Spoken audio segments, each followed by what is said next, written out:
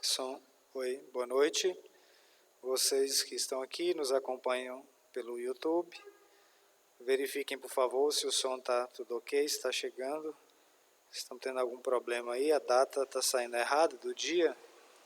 Não está atualizando aqui, mas vamos esperar um minutinho para as pessoas entrarem e a gente começa para ver.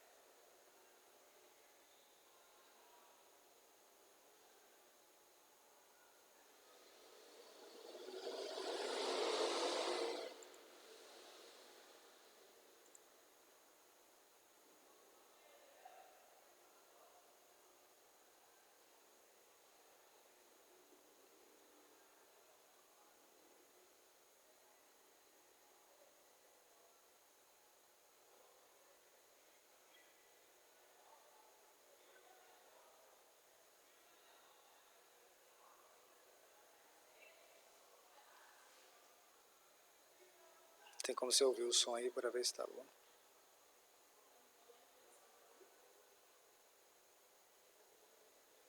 Aqui tá.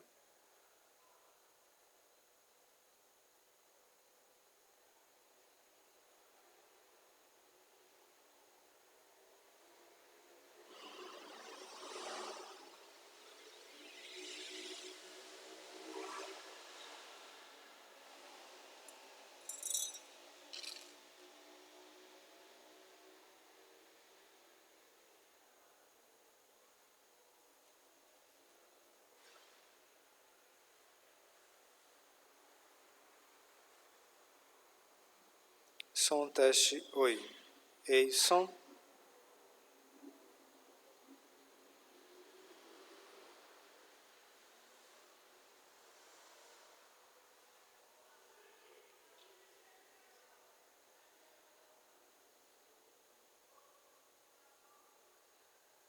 Som. Oi, oi. Teste.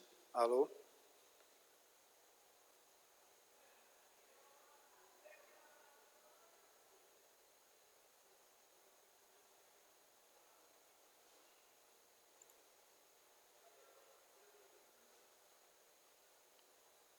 Bom, vamos começar, as coisas vão se ajeitando aí.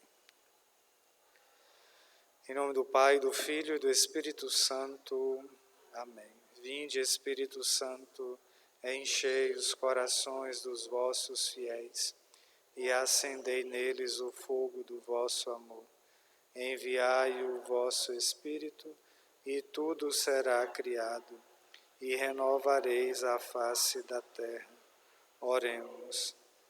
Ó Deus, que instruíste os corações dos vossos fiéis com a luz do Espírito Santo, fazei que apreciemos retamente todas as coisas, segundo o mesmo Espírito, e gozemos sempre da sua consolação. Por Cristo, Senhor nosso. Amém. Glória ao Pai, ao Filho e ao Espírito Santo. Em nome do Pai, do Filho e do Espírito Santo. Amém.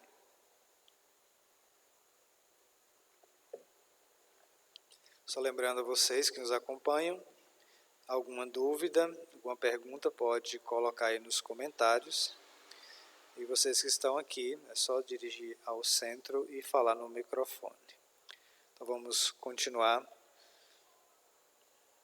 escutando o Scott Hahn, o livro O Banquete do Cordeiro, que fala da Santa Missa no livro do Apocalipse. Então está falando das figuras que estão no Apocalipse, as personagens do Apocalipse. Semana passada nós ouvimos falar da primeira besta. Agora nós vamos falar da segunda besta. O que significa quem é a segunda besta? Para a gente situar, vamos pegar lá em Apocalipse 13, de 11 seguintes. Apocalipse 13, versículos 11 seguintes.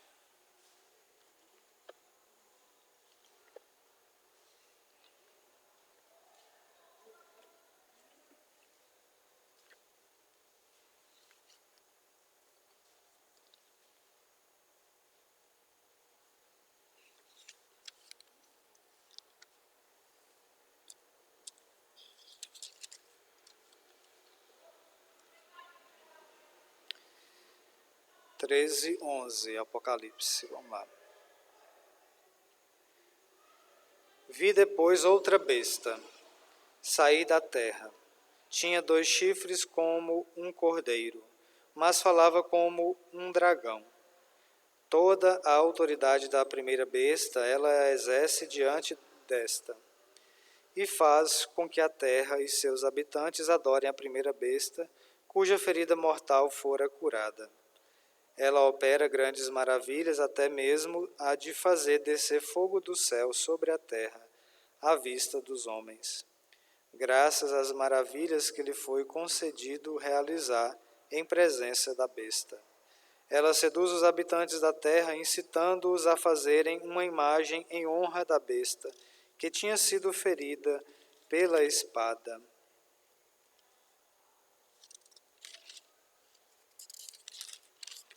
Mas voltou à vida. Foi-lhe dado até mesmo infundir o espírito à imagem da besta, de modo que a imagem pudesse falar e fazer com que morressem todos os que não adorassem a imagem da besta. Faz também com que todos os pequenos e grandes, ricos e pobres, livres e escravos, recebam uma marca na mão direita ou na fronte, para que ninguém possa comprar ou vender se não tiver a marca, o nome da besta ou o número do seu nome. Aqui é preciso discernimento. Quem é inteligente, calcule o número da besta, pois é um número de homem. Seu número é 666. No Apocalipse aí, capítulo 13, 11 seguintes. Estou falando da segunda besta. E o nome dessa besta, o número é 666. Então diz, quem é inteligente, quem é sábio, decifra qual é o nome da besta. Né? Então aqui, na nota na Bíblia de Jerusalém, vai dizer assim, em grego e em hebraico, cada letra tinha um valor numérico segundo o lugar no alfabeto. O número de um nome é o total de suas letras. Aqui, 666 seria César Neron, em letras hebraicas, ou César Deus, em letras gregas. Para a gente entender um pouco, né? Quando você pega o celular, aí em cada letra tem um número, não tem? Ou em cada número tem as letras correspondentes, já viram isso? Então aqui está fazendo esse jogo, né? Então se você pegar 666, vai dar um nome, né? Você pegar as letras correspondentes, né? Então assim no hebraico. Vamos ver aqui então no grego, né? Então vamos ver a explicação do Scott Hahn, que ele diz. Então, a besta vem da terra e tem chifres como um cordeiro. A imagem do cordeiro é dissonante, já que a esta altura já nos acostumamos a associá-la com coisas sagradas. Creio que o uso dela por João é intencional, pois acho que essa besta tem a finalidade de sugerir o sacerdócio corrupto na Jerusalém do século I. Então, nós vimos a primeira besta que correspondia ao poder humano, né, corrupto, ou também à autoridade religiosa, espiritual corrupta. Né? Então essa é a primeira besta. Então a segunda besta tem a finalidade de sugerir o sacerdócio corrupto na Jerusalém do século I. O primeiro indício é que esta besta sobe da terra, que no grego original também poderia significar do solo, ou do campo, em oposição à do mar, que gera os animais dos pagãos, como na primeira besta, né, que sai do mar, essa sai da terra. Além disso, é provável que João desse testemunho da transigência da autoridade sacerdotal ocorrida apenas alguns anos antes. Em um momento histórico dramático, a autoridade religiosa jurou fidelidade à autoridade governamental corrupta, em vez de jurá-la a Deus. Jesus é o Cordeiro de Deus, Rei Supremo e Sumo Sacerdote. Ficou em pé diante de Pilatos e dos sumos sacerdotes dos judeus. Pilatos disse aos judeus: Eis o vosso rei. Eles se puseram a gritar: a morte, crucifica-o. Pilatos replicou: devo crucificar o vosso rei? Os sumos sacerdotes responderam: nós não temos outro rei senão César. Lá em João 19:15. Na verdade, foi o sumo sacerdote em pessoa, Caifás, quem primeiro falou do sacrifício de Jesus como do interesse do povo. Assim, rejeitaram Cristo e elevaram César. Rejeitaram o Cordeiro e adoraram a besta. Com certeza, César era o governante e, como tal, merecia respeito. Mas César queria mais do que respeito, exigia adoração sacrificial, que os sumos sacerdotes lhe concederam ao entregar-lhe o Cordeiro de Deus. Então, aqui está dizendo, né, que a segunda besta é justamente essa autoridade religiosa que adora, né, a autoridade política. Né, quando os judeus levam Jesus a Pilatos, Pilatos diz assim: mas vocês vão crucificar o vosso rei? Então, os judeus que eram autoridade religiosa, né, na época, ao invés de prestar culto a Deus, não, nosso rei é Deus, eles não, nosso rei é César. Então, está se curvando diante da autoridade política, né, e não diante de Deus mesmo. Então, aqui, essa adoração, né, a besta, que é Nero, que representa o poder político.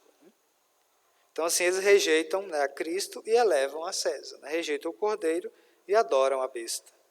A besta se parece com um cordeiro em alguns aspectos superficiais. Vemos que tudo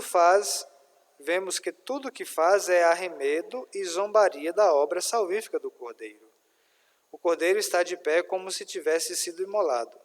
A besta recebe um ferimento mortal, mas se recupera. Deus entroniza o Cordeiro. O dragão entroniza a besta. Os que adoram o Cordeiro recebem o selo na fronte. Os que adoram a besta usam a marca da besta. Né? Então, em oposição ao poder, né, do Cordeiro, tem o poder da besta. Né? Então, quem recebe a bênção, né, a aspersão do sangue do Cordeiro, recebe uma marca na fronte. A besta, quem adora a besta, recebe a marca, né, na mão direita ou na fronte, como diz aqui, nós lemos. Né? Então, o que nos leva à difícil pergunta, então? Qual é a marca da besta? João nos diz que o nome da besta, ou o número do seu nome, que é o número do seu nome. O que é isso? João responde com uma charada.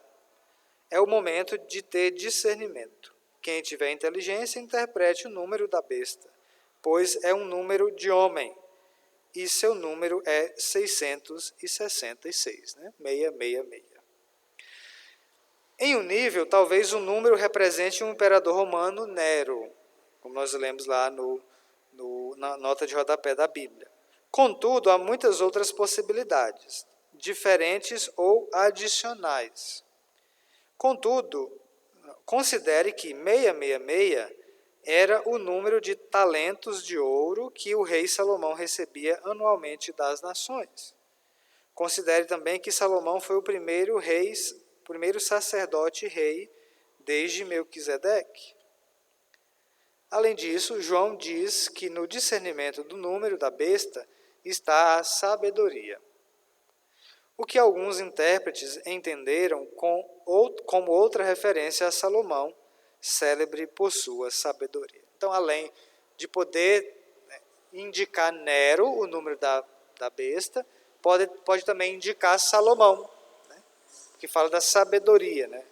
Salomão, no livro da sabedoria, demonstra essa sabedoria. Por fim, 666 pode ser interpretado como degradação do número 7, que na tradição israelita representava perfeição, santidade e aliança. Então, se número 7 era perfeição, então 666 era oposição a essa perfeição divina. O sétimo dia, por exemplo, foi declarado santo por Deus e destacado para o descanso e adoração. O trabalho era feito em 6 dias, entretanto, era santificado na adoração sacrificial representada pelo sétimo dia.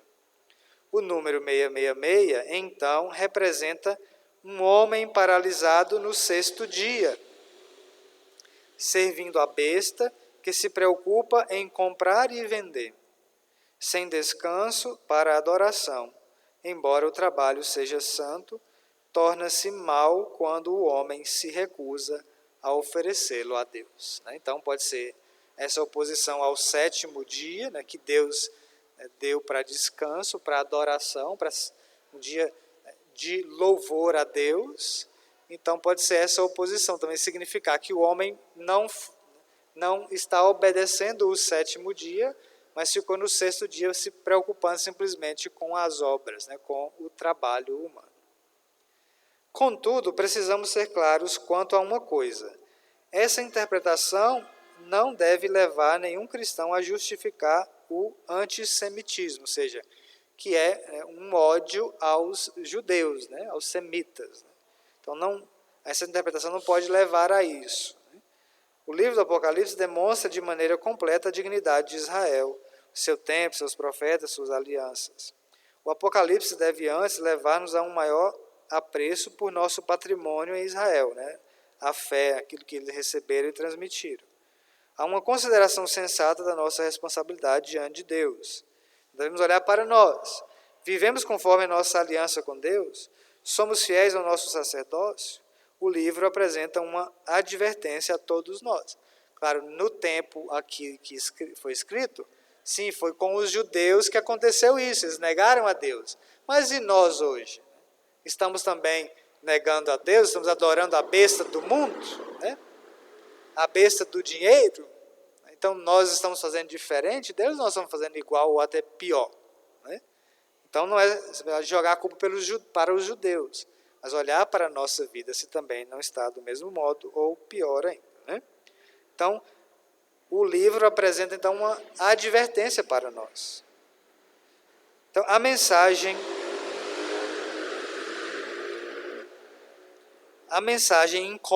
incômoda é esta: combatemos forças espirituais, forças imensas, depravadas, malévolas.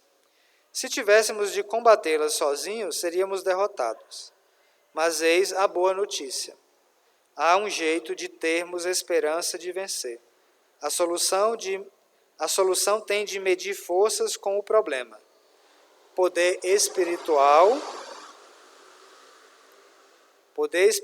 com poder espiritual. Beleza imensa com feiura imensa. Santidade com depravação. Amor com malevolência. A solução é a missa, quando o céu vem salvar a terra sitiada. Então, está dizendo, como que a gente resolve isso? Se a besta é uma oposição a Deus, uma oposição à santidade, uma oposição à adoração, o que nós devemos fazer? Então, opomos do mesmo modo. É uma batalha espiritual. E a Santa Missa é o maior ato para vencer isso. Ou seja, quanto mais a gente participa da Santa Missa, celebra a Santa Missa, consciente do que nós estamos fazendo, de que é o céu aqui na terra, ou seja, é a realidade celeste agindo aqui, então nós já vencemos tudo isso, já vencemos a besta. Agora cabe a cada um de nós nos entregarmos verdadeiramente, conscientemente, do que nós estamos celebrando. Porque senão a gente vem para a missa e sai daqui como se não tivesse acontecido nada, entra e sai como se a gente tivesse entrado num teatro ou num outro lugar. E não é. O céu é Deus agindo em pessoa, é Jesus dando a vida de novo. E é assim que Jesus vence a besta. Foi assim que Jesus venceu o demônio, foi dando a sua vida na cruz. Então é assim que a gente vence. A solução é o quê?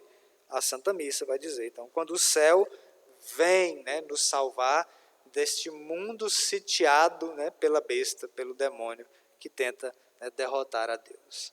Então é assim, né, é na missa que nós vencemos tudo isso. Amém? Alguma dúvida, alguma pergunta?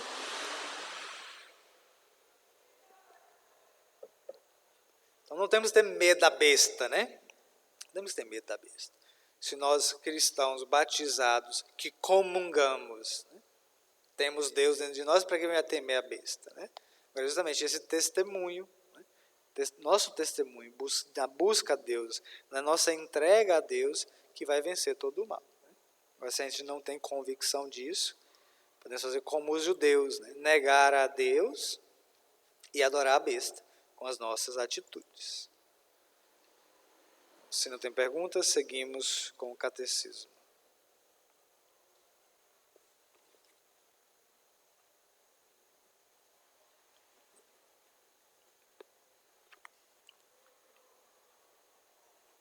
No catecismo nós paramos no número 753.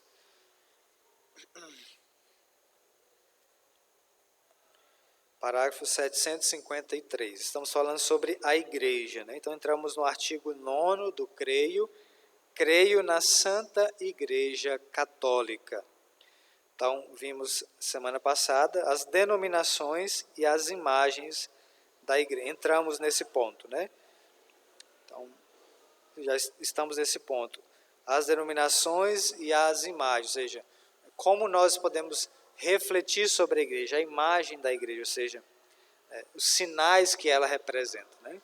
Como falamos do Espírito Santo, que é fogo, água, né, vento. Então, quais são as imagens que podem representar a igreja? Antes de começar aqui, eu quero contar o que aconteceu essa semana. Acho que eu bati aqui na câmera.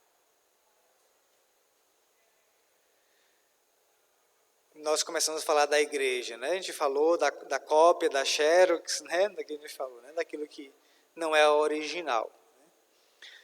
Tem alguns protestantes que nos assistem, né? E alguém me contou que estava na casa de um, né?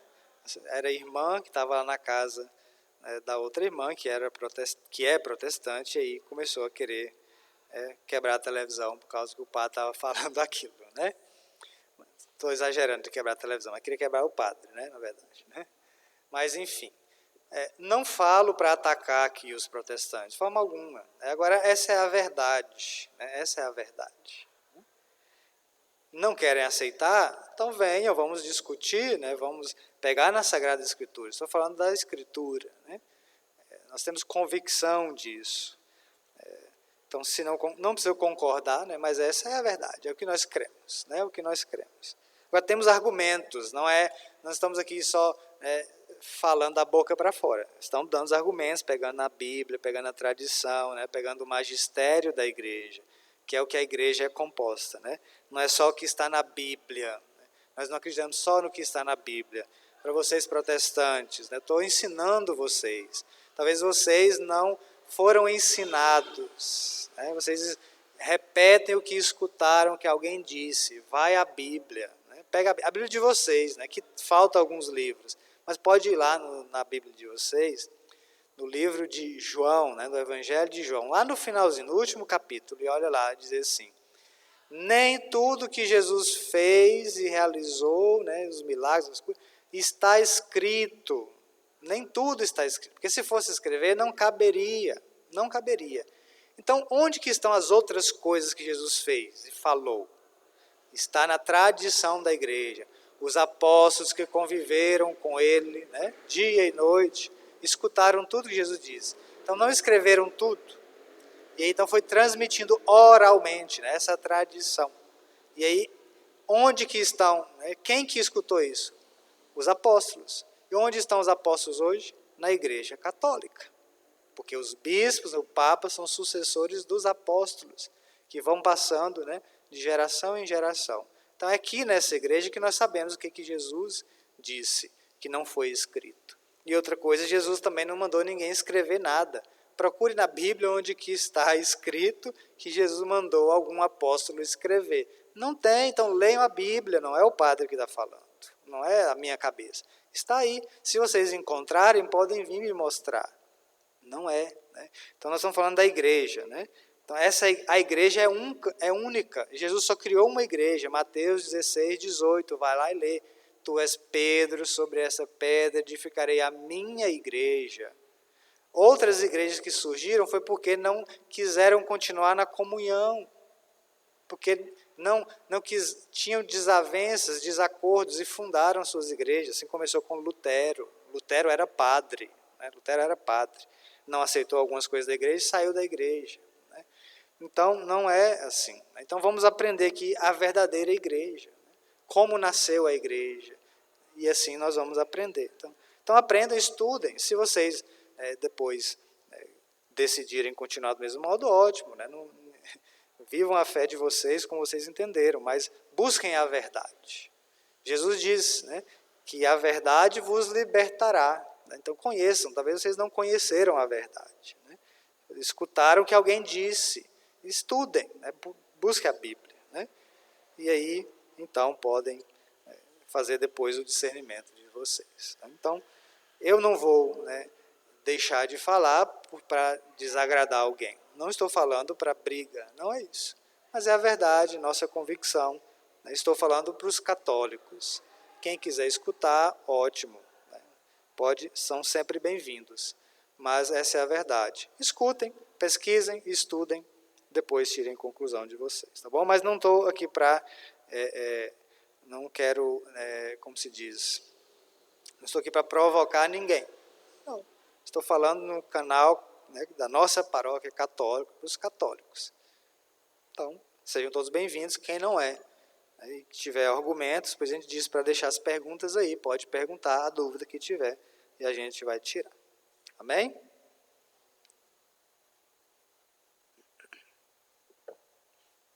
Então vamos lá, os símbolos da igreja. Como nós podemos enxergar a igreja? Quais são os símbolos? Ou seja, aquilo que sinaliza a igreja. Na Sagrada Escritura, 753 do Catecismo. Na Sagrada Escritura encontramos uma multidão de imagens e figuras interligadas pelas quais a revelação fala do mistério inesgotável da igreja. As imagens tiradas do Antigo Testamento constituem variações de uma ideia de fundo, a do povo de Deus. Então, no Antigo Testamento, a igreja era vista, né, assim, entendida como povo de Deus, o povo de Deus reunido. Nós ouvimos, né, o que significa a palavra eclésia, né, igreja, do grego, né, ekkalen, ou seja, reunião, né, sair, né, como é que está lá, né, chamar fora, ou seja, é convocado, né, a igreja é convocada, né, então é a reunião dos que escutaram a convocação e aceitaram e seguiram. Então, no Antigo Testamento tem essa imagem, era assim que enxergava a igreja, como povo de Deus reunido, que escutou a Deus e, né, seguiu. Então, essa era a imagem no Antigo Testamento. No Novo Testamento, todas essas imagens encontraram um novo centro pelo fato de Cristo tornar-se cabeça deste povo, que é, então, o seu corpo.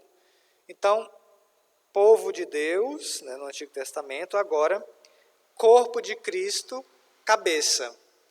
Vamos pegar, por exemplo, a passagem aí que diz aí no número, na nota 192, 1192. Lá em Efésios 1, 22, vai falar então de Cristo, cabeça da igreja, né? Efésios 1, 22.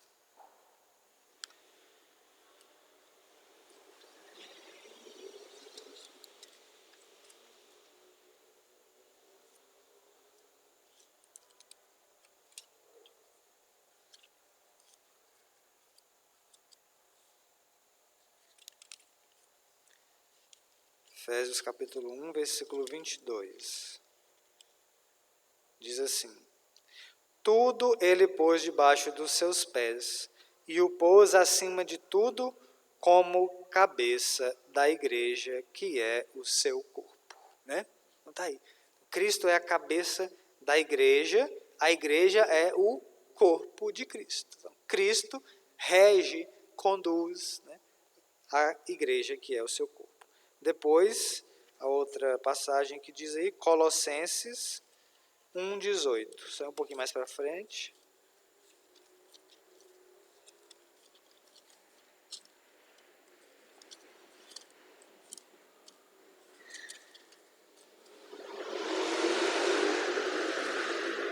Colossenses 1,18 diz: é a cabeça da igreja que é seu corpo, né, do mesmo modo. É o princípio, o primogênito dos mortos, tendo em tudo a sua primazia. Então, aí só demonstrando, né, na Bíblia onde está, então mostra aí que Cristo cabeça, né, do corpo. Então, cabeça deste povo, que é a outra citação aí, que é do Constituição Dogmática Lumen Gentium do Vaticano II. Então, continuando. Em torno deste centro, então Cristo é o centro, né, dessa igreja, agrupam-se imagens tiradas da vida pastoril ou da vida dos campos, ou do trabalho de construção, ou da família e do casamento. Então vai ter outras imagens, né, tirando, né, da labuta pastoril, né, dos pastores. Então vai dizer que Jesus é o pastor, né? Depois vai dizer que Jesus é a pedra angular, né, que os pedreiros estão falando da construção, e assim por diante. Vamos ver as citações aí. Mas essa não tem citação, não. Vai dizer aí agora. Então vamos lá. Com 754. Né? Então, na imagem pastoril, né, já da vida pastoril. Com efeito, a igreja é o redil, né, ou seja, o rebanho do Senhor. E Cristo é o pastor, né, do qual Cristo é a única e necessária porta. Lá em João 10, de 1 a 10, ele vai dizer, né, eu sou a porta, né, das ovelhas. Vamos ir lá, João 10, de 1 a 10, que é onde fala do bom pastor. Né? Capítulo 10 do Evangelho de João, de 1 a 10. Então diz assim, em verdade eu vos digo, quem não entra pela porta no redil das ovelhas, mas sobe por outro lugar, é ladrão e assaltante. O que entra pela porta é o pastor das ovelhas. A este o porteiro abre, as ovelhas ouvem a sua voz, e ele chama as suas ovelhas uma por uma e as conduz para fora. Tendo feito sair todas as que são suas, caminha à sua frente, e as ovelhas o seguem, pois conhecem a sua voz. Eles não seguirão um estranho, mas fugirão dele, porque não conhecem a voz dos estranhos. Jesus lhes apresentou esta parábola. Eles, porém, não entenderam o sentido que lhes dizia.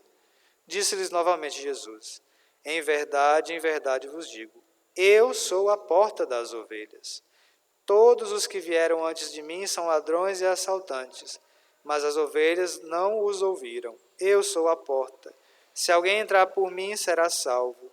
Entrará e sairá, e encontrará pastagem. O ladrão vem só para roubar, matar e destruir. Eu vim para que tenham vida e a tenham em abundância. Né? Então, essa imagem é pastoril do redil. A igreja é o redil, o rebanho do Senhor, do qual nós somos as ovelhas. Né?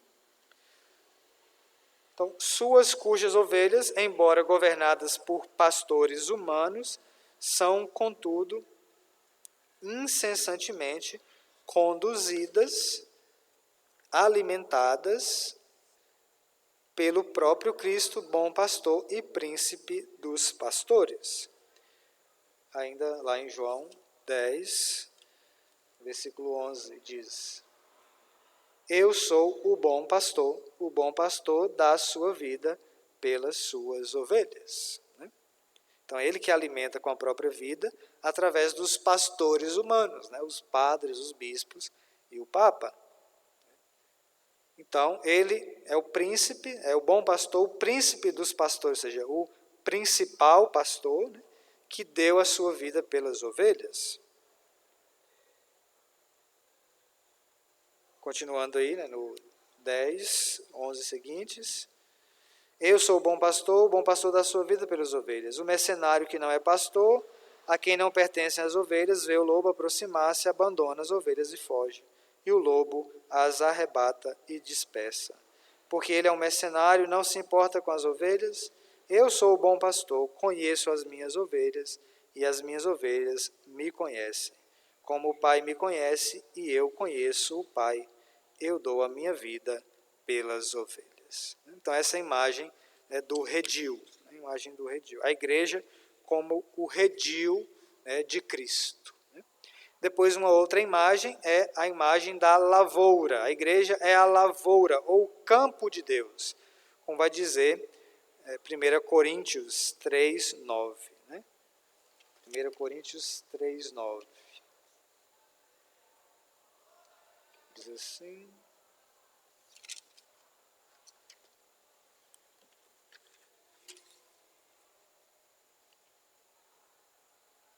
nós somos cooperadores de Deus, e vós sois a seara, ou o campo, a plantação, o edifício de Deus. Então, vós sois lavoura de Deus, campo de Deus. Nesse campo cresce a oliveira antiga, cuja raiz santa foram os patriarcas, e na qual foi feita e se fará a reconciliação dos judeus e dos antigos gentios. Lá em Romanos 11, 13 a 26, que São Paulo vai dizer que Cristo, quando os judeus reconhecerem que Cristo é o fundamento deles, então ele restituirá essa unidade.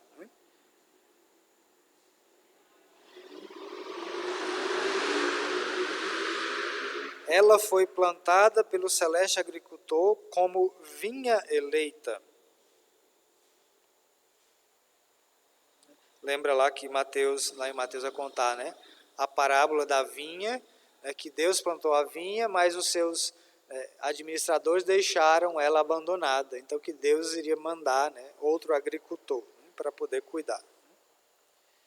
Então essa vinha abandonada, a vinha eleita de Deus, mas que foi rejeitada. Então Cristo é a verdadeira vide que dá a vida e fecundidade aos ramos. Quer dizer, a nós que pela igreja permanecemos nele e sem o qual nada podemos fazer. Lá em João 15, 1 a 5. Eu sou a videira e vós sois os ramos. Se vocês não estão ligados à videira, se o ramo não está ligado à videira, morrerá, será jogado no fogo e queimará. Então vocês não podem fazer nada sem mim. Então vós não podeis fazer nada sem mim, diz Jesus, lá no capítulo 15 de João, porque ele é a videira, da qual nós somos ligados. Então, essa lavoura, nós somos lavoura de Deus, então plantação de Deus. Só que nós vamos dar fruto permanecendo nele. Então, essa ligação. Então, e aí, como está falando da igreja, então nós precisamos estar ligados na igreja de Cristo, a igreja verdadeira. Se nós nos desligamos da igreja, então nós estamos desligando da vinha que é Jesus, que é uma única vinha, não tem várias vinhas, é uma vinha só. Então, Jesus é a videira verdadeira. Então quem se desliga desse ramo, secará. Então, quem sai da igreja não vai estar recebendo a seiva de Cristo, para permanecer tendo vida, a vida verdadeira. Então, vai se desligar. Então, por isso aqui, essa comparação da lavoura. Compreendido aqui? A próxima imagem. Parágrafo 756.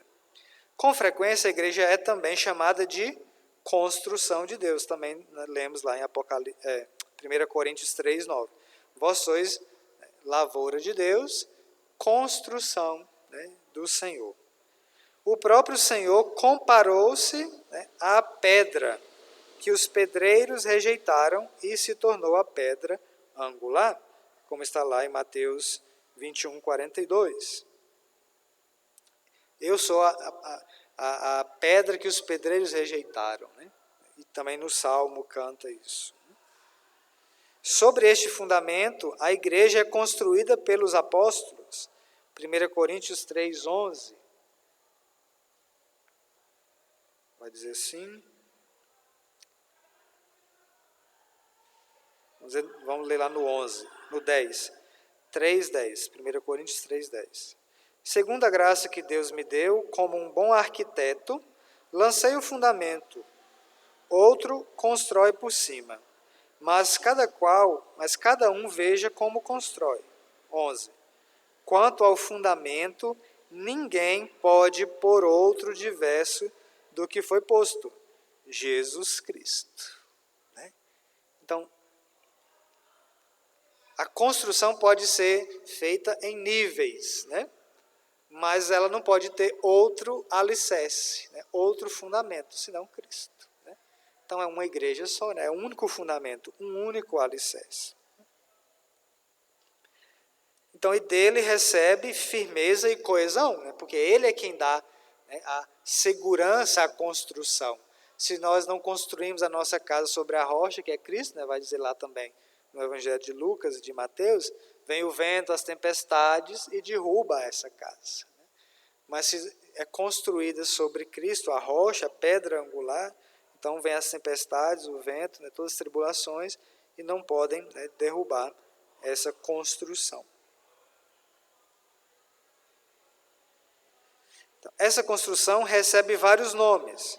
Casa de Deus, na qual habita a sua família, morada de Deus no Espírito, tenda de Deus entre os homens e, principalmente, templo santo, que, representado em santuários de pedra, é louvado pelos santos padres e não sem razão, comparado na liturgia com a cidade santa, a Nova Jerusalém.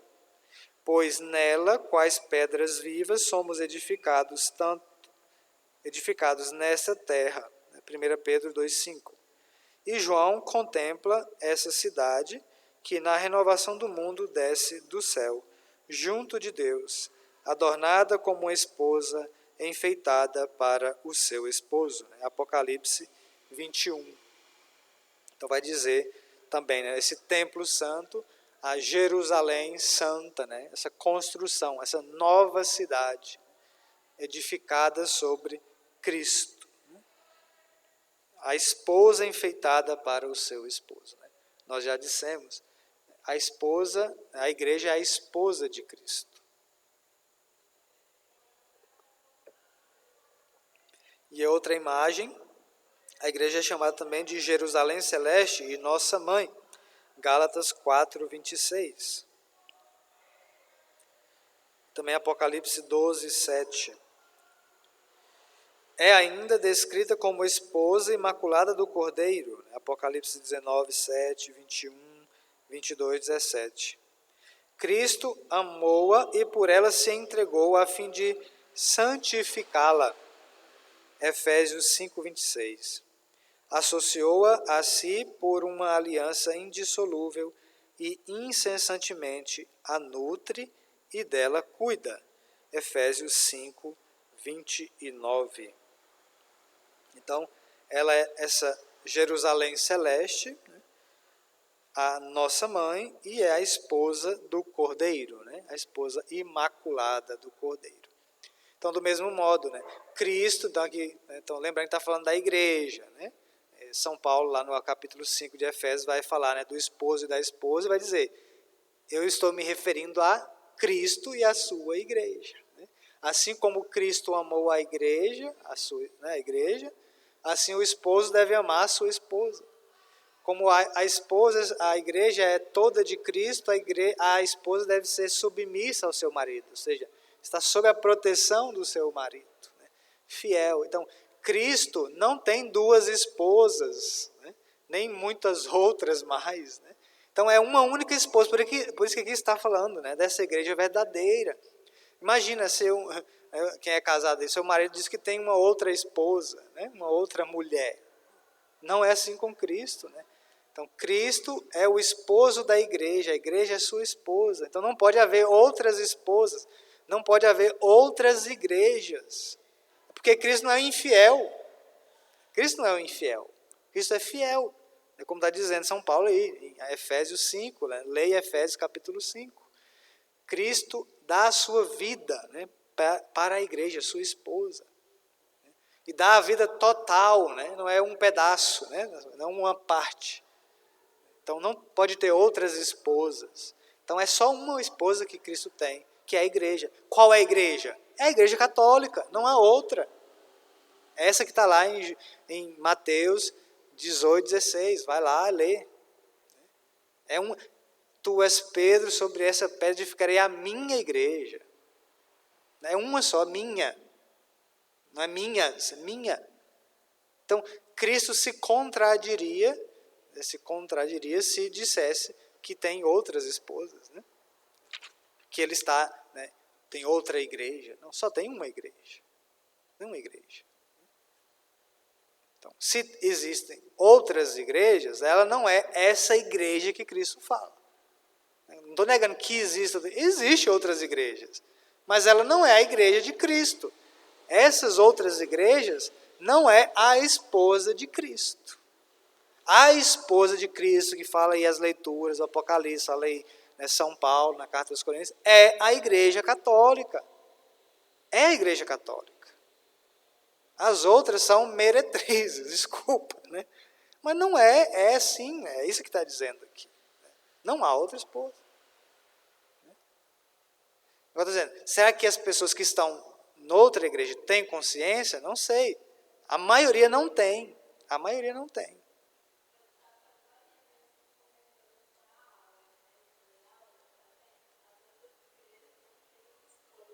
Não tem esposa outra igreja. Não tem, né?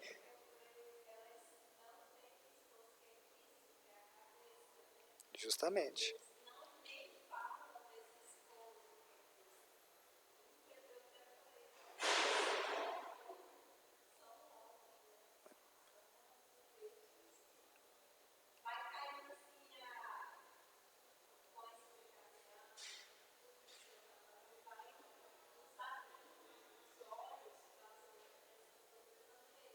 Sim.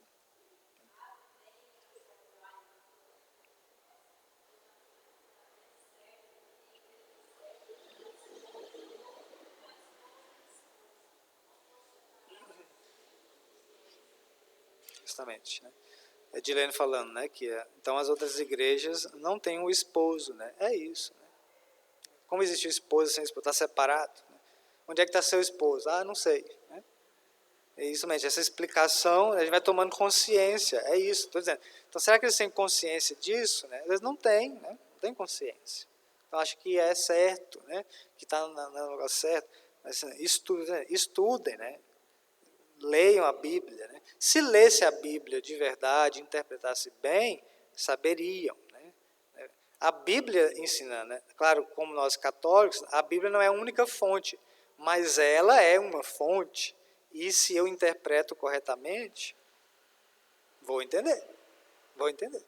Né? Porque quem escreveu a Bíblia também? Quem foi? Foi a Igreja Católica. Quem compilou a Bíblia foi a Igreja Católica. Se os protestantes, outras igrejas, têm a Bíblia, foi porque a Igreja Católica colocou na mão deles. Né?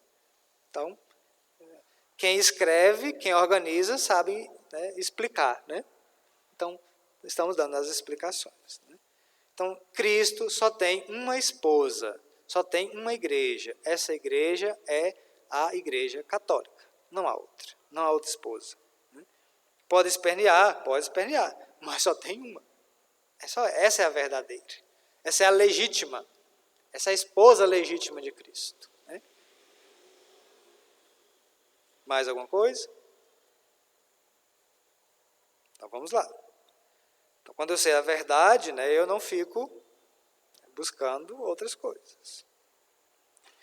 Então aqui está, né, falamos das imagens, as denominações da igreja, né, que simbolizam a igreja. Já venceu o nosso tempo aqui hoje, né? Demorou a transmissão. Nós vamos entrar na próxima semana.